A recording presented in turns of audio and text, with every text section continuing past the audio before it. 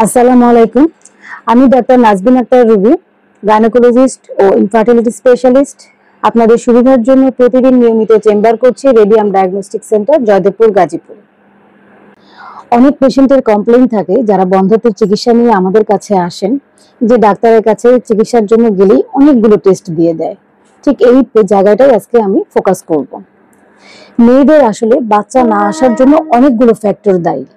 সেই ফ্যাক্টরগুলোর মধ্যে যেমন যদি ডিম্বাণুতে সমস্যা হয়, ডিম্বাণুর সমস্যার জন্য মেয়েদের বাচ্চা আসে না 30 থেকে 40% ক্ষেত্রে। টিউব, জরায়ুর দুই পাশে দুটো ফ্যালোপিয়ান টিউব থাকে, যে টিউবের মধ্যে ডিম্বাণু এবং শুক্রাণুর মিলন হয়। সেই টিউবে যদি কোনো রোগের কারণে টিউবটা বন্ধ থাকে তাহলেও বাচ্চা আসবে না, আর এর পার্সেন্টেজ হচ্ছে 25 থেকে 35%। জরায়ুর নিজস্ব সমস্যার জন্য অনেক সময় বাচ্চা এসেও বাচ্চা টেকে না, সেই জন্য বাচ্চা না আসার কারণ হচ্ছে 10%। জরায়ুর মুখ বাচ্চাটাকে ধরে রাখে, সেই ক্ষেত্রে যদি জরায়ুর মুখের ইলাস্টিসিটি নষ্ট হয়ে যায় সেক্ষেত্রেও বাচ্চা থাকবে না, নষ্ট হয়ে যাবে, সেটার পার্সেন্টেজ 5%। এছাড়াও একটা রোগ আছে যেমন পেলভিক এন্ডোমেট্রিওসিস।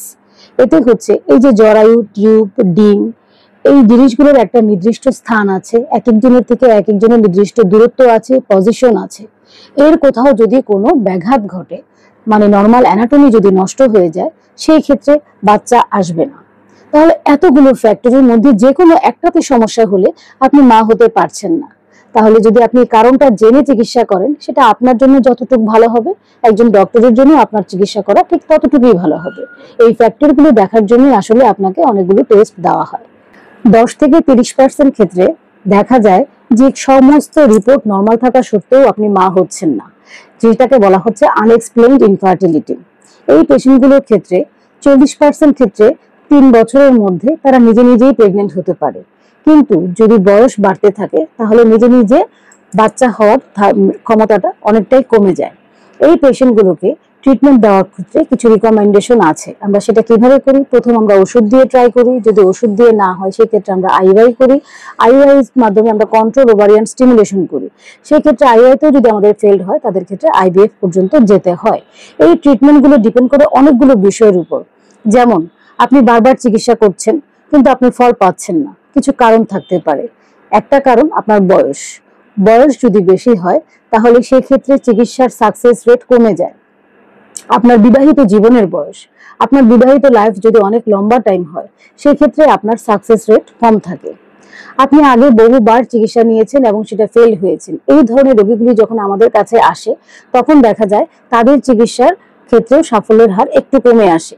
সেই জন্য আমরা সবসময় বলি যে আমার প্রথম ভিডিওতেই বলা আছে যে আপনারা প্রপার জায়গায় প্রপার ডক্টরের কাছে আপনাদের চিকিৎসাটা নিতে হবে, যাতে আপনাদের এই সিকোয়েন্সগুলি নষ্ট না হয়। আমাদের দেশে ওষুধের দোকানদার থেকে শুরু করে সবাই ইনফার্টিলিটির চিকিৎসা দেয়। আপনাকে সিলেক্ট করতে হবে যে আপনি কোথায় চিকিৎসা দিবেন। অন্য জায়গা থেকে সব জায়গার চিকিৎসাগুলো নিয়ে ডিম নষ্ট করলে আমাদের হাতে অপশন অনেক কমে যায় এবং সেটা সিকোয়েন্স নষ্ট হয়। এছাড়া আপনাদেরকে আইওআই করা যায়, তবে সেই আইওআইয়ের ক্ষেত্রেও ডিপেন্ড করবে আপনার বয়স এবং আপনার হাজবেন্ডের বীর্যের কোয়ালিটি। এটার উপর ডিপেন্ড করবে যে আইওআইটা কতটুকু সাকসেস হবে। আইওআই নিয়ে সামনে আমার আরো অনেক ভিডিও থাকবে। তবে যদি বয়স বেশি থাকে, বীর্যের সমস্যা থাকে, সেই ক্ষেত্রে আইভিএফ বেস্ট। ভালো থাকবে।